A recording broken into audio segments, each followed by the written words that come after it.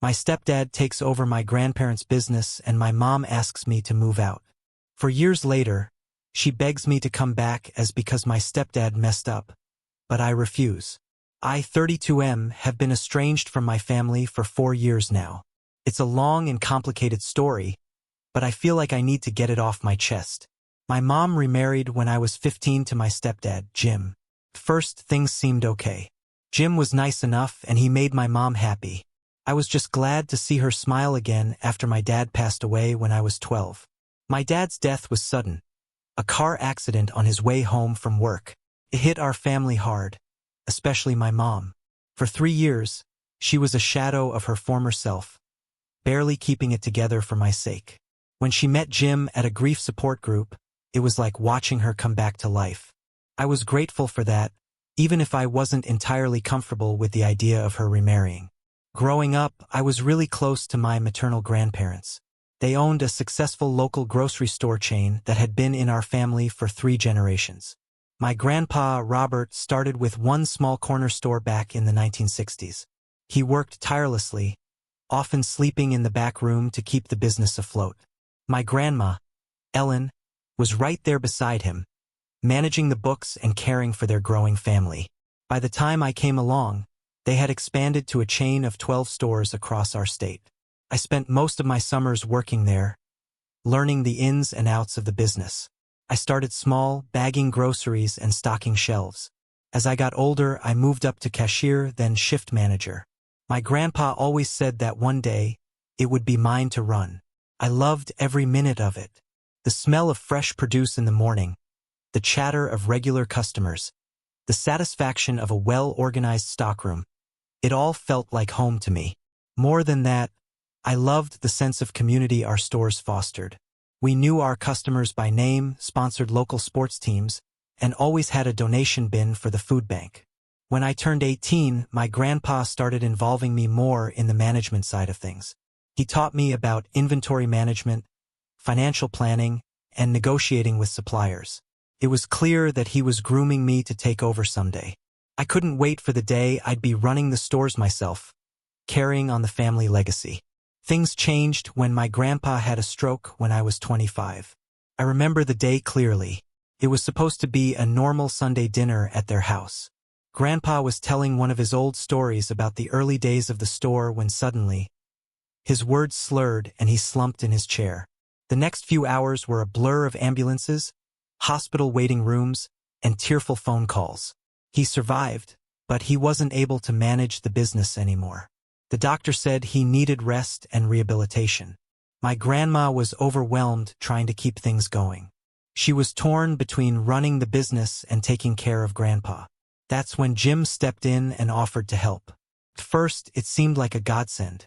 Jim had some business experience from his previous job in sales, and he promised to keep things running smoothly until I was ready to take over. My mom was so proud of him for stepping up to help her parents. I was grateful too, thinking it would give me more time to learn without the pressure of running everything right away.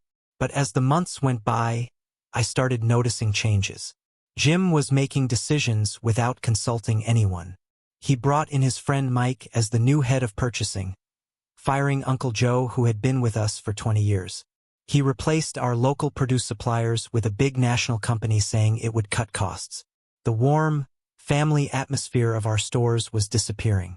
I tried talking to my grandparents about it, but they were just grateful to have someone handling things. My grandpa's health was declining, and my grandma was focused on taking care of him. They trusted Jim because my mom trusted him. I started voicing my concerns to my mom. I showed her the numbers, pointing out how profits were down and customer complaints were up. Our loyal customers were unhappy with the changes, especially the loss of local produce. But she always defended Jim, saying he knew what he was doing and that change was necessary for growth. Things came to a head when my grandpa passed away last year. His decline had been gradual but steady. In his last few months, he was barely aware of his surroundings. But in his final week, he had a moment of clarity. He called me to his bedside and made me promise to take care of the family business. "It's more than just stores," he said. "It's our family's heart and soul." In his will, he left the business to me, with the condition that I take over within a year of his death. I was ready to step up, to honor his memory and fulfill my promise. But Jim had other ideas. He convinced my grandma to sign over her share of the business to him, claiming it was the best way to protect the family's interests. He told her that at her age, she shouldn't have to worry about business matters. When I confronted him about it, he told me I was too young and inexperienced to run things. He said I should be grateful that he was there to save the business. I was furious. This was my inheritance, my grandpa's legacy. I went to my mom, expecting her to back me up. Instead, she sided with Jim. She told me I was being ungrateful and that I should trust Jim's experience. When I insisted on fighting for my inheritance, she gave me an ultimatum. Either look the other way and let Jim run things or walk away entirely. Couldn't believe it. My own mother was choosing her husband over me and over her parents' legacy. In that moment, I realized how much our relationship had changed since she married Jim. It wasn't just about the business anymore. It was about years of feeling sidelined and ignored. I thought about all the family dinners where Jim dominated the conversation, talking about his grand plans for the stores. I remembered how my ideas were always dismissed as naive or old-fashioned. I thought about how my mom had slowly stopped asking about my day or my plans, too focused on supporting Jim's vision. So I chose to walk away. I packed up my things and left that night. I blocked their numbers and moved to a different city. It was the hardest decision I've ever made, but I couldn't stand by and watch Jim destroy everything my grandparents had built. The first few months were tough. I crashed on a friend's couch while looking for a job. I missed my family, my hometown, the stores that had been such a big part of my life. But slowly, I started to build a new life for myself. I found a job at a local boutique grocery store. It wasn't the same as our family business, but it felt familiar enough to be comforting. It's been 4 years now. I've worked my way up to manager at the store. I've even started taking night classes in business administration, determined to honor my grandpa's memory by succeeding on my own terms. I've made new friends, started my own small side business, selling homemade jams using my grandma's recipes, and even met someone special. I thought I'd put it all behind me until I got a call from my mom last week. Somehow she'd gotten my new number. She was crying, begging me to come back. Apparently, Jim had run the business into the ground. They were facing bankruptcy and possible legal troubles. She said they needed my help to save the family legacy. Part of me wanted to rush back and try to fix things. I thought about all those loyal customers, the employees who had been with us for decades. I remembered my promise to my grandpa, but a bigger part remembered how they had pushed me aside, how they had betrayed my grandparents' trust. So I told her no. I said I was sorry, but I couldn't help them anymore. Now I'm sitting here wondering if I did the right thing. The business my grandparents worked so hard to build is collapsing, and I'm doing nothing to stop it. But at the same time, I can't forget how my family treated me. The thought of going back, of facing Jim and my mom, makes my stomach churn. Am I wrong for refusing to help? Should I have swallowed my pride and gone back to save the business? I don't know what to do. The legacy my grandpa entrusted to me is crumbling, but going back feels like erasing the life I've built for myself. I'm torn between my past and my future, and I don't know which way to turn. Update 1. It's been about 6 months since my last post, and a lot has happened. I want to thank everyone who commented and shared their thoughts. Your support and advice meant a lot to me during a tough time. After my mom's call, I decided to do some digging. I couldn't just let things lie, not when it came to my grandparents' legacy. I reached out to a few old family friends who still worked at the stores. What I found out was worse than I could have imagined. Jim hadn't just mismanaged the business. He'd been embezzling money for years. He'd set up fake supplier accounts and had been funneling money into his personal accounts. The business was millions in debt, and there were already investigations underway by the state attorney general's office. I was shocked. I knew Jim was bad at running the business, but I never thought he was a criminal. I felt sick thinking about how my grandparents' hard work had been exploited like this. I remembered all the times Jim had talked about his innovative business strategies, how he was modernizing our operations. It all seemed so obvious in hindsight. One of my old friends, Sarah, who still worked as a manager at one of our stores, told me how things had deteriorated. The shelves were often half empty because they couldn't pay suppliers. Long-time employees were leaving in droves, unable to deal with the constant stress and uncertainty. The community programs my grandparents had started, the annual scholarship for local students, the food drives, the free Thanksgiving dinners, had all been scrapped. My mom called again a few weeks later. This time, she wasn't just asking for help, she was begging for forgiveness. She told me she had no idea what Jim had been doing. She said she'd filed for divorce and was trying to cooperate with the investigators to save what was left of the business. I listened to her cry and apologized for everything, for not believing me, for choosing Jim over me, for letting him take advantage of my grandparents. She told me how blind she'd been, how Jim had manipulated her by playing on her insecurities and her grief over losing Dad. Part of me wanted to forgive her right away, but I couldn't. The hurt was still too fresh. I told her I needed time to think. I hung up and spent the next few days wrestling with what to do. On one hand, this was my family's legacy, something my grandparents had built from nothing. I thought about all the customers who had become like family over the years, the employees who had been with us for decades. On the other hand, going back meant dealing with all the pain and betrayal I'd tried to leave behind. In the end, I decided I couldn't just stand by and do nothing. This wasn't just about my mom or Jim anymore.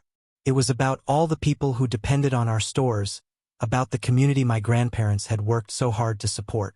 I contacted a lawyer and started looking into what could be done to save the business. It was a long shot, but I had to try. The next few months were a whirlwind. I took a leave of absence from my job and moved back to my hometown. I spent days going through financial records, meeting with lawyers, and trying to negotiate with creditors. It was overwhelming. There were times when I wanted to just give up and go back to my new life. But then I'd remember my grandpa's words about the stores being our family's heart and soul. It was during this time that I really saw how much damage Jim had done, not just to the business but to my family. My mom looked years older, worn down by stress and guilt. When I first saw her, I hardly recognized her. Her hair had gone completely gray, and there were deep lines around her eyes and mouth that hadn't been there before. My grandma, who was now in a nursing home, barely recognized me when I visited. The vibrant, strong woman who had helped build our family business was now frail and confused.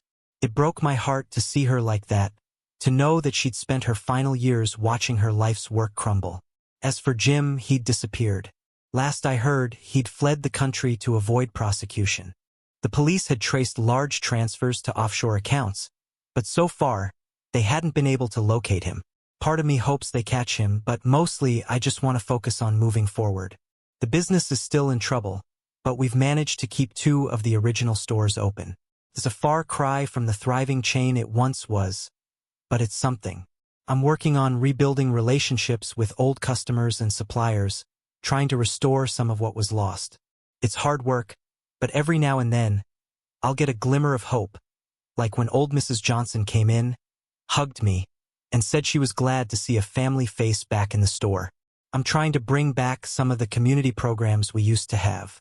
We've started small with a donation bin for the local food bank. It's not much, but it's a start. I want to honor my grandparents' memory by making the stores a vital part of the community again. My relationship with my mom is still strained. We're talking, but there's a lot of hurt to work through. She's trying to help with the business, but it's hard for both of us to be around each other for long.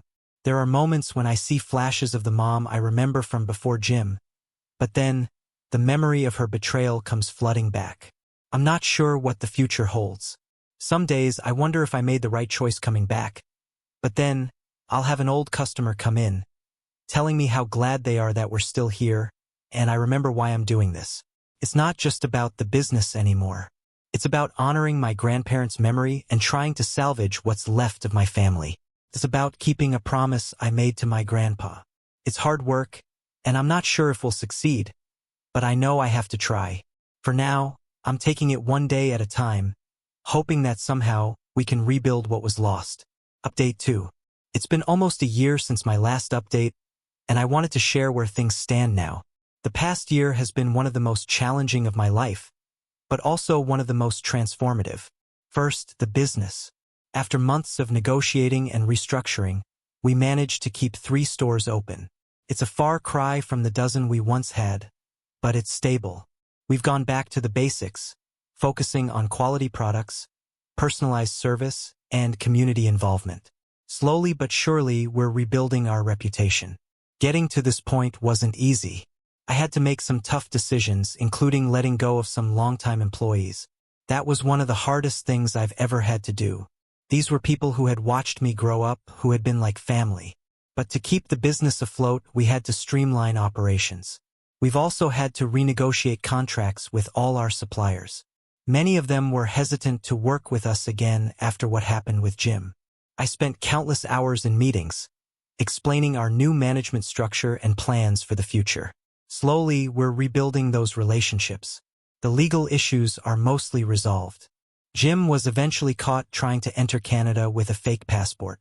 He's now been extradited and is facing charges for embezzlement and fraud. Seeing him in court was surreal.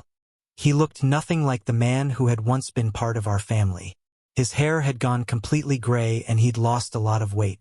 I felt no satisfaction, just a deep sadness for everything that had been lost. My mom pled ignorance to Jim's crimes and cooperated fully with the investigation. She avoided legal troubles but lost almost everything in the divorce.